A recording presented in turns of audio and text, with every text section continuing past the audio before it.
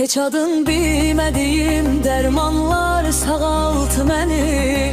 Ya senin bakışların ya zənnim aldadı məni. O kadar değişmişem, anılmazam artık. Bir anam öz oğluna uzaktan uşaktı beni.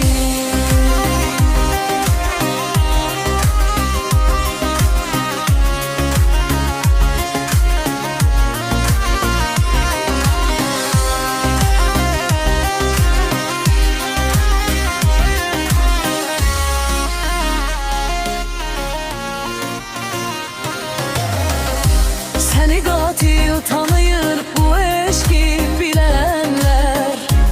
Ölümün imzalayır hayatım silenler.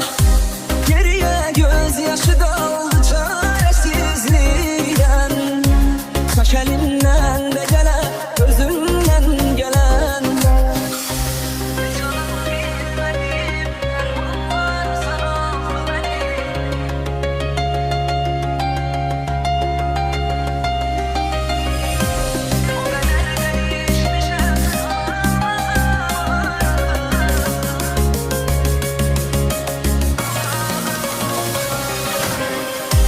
Heç adın bilmediğim dermanlar sağaltı məni.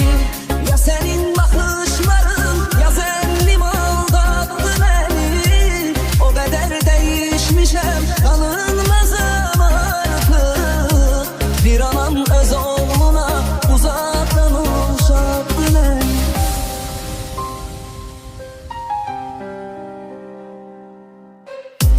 Ölümüme tələşirəm sahatıma baxa baxa.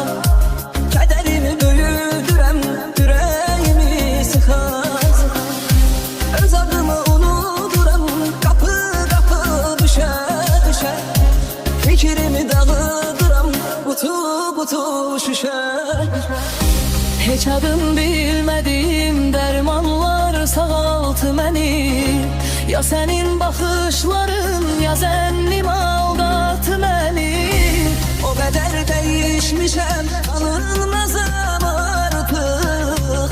Bir anam öz oğluna uzaktan uşaktı beni.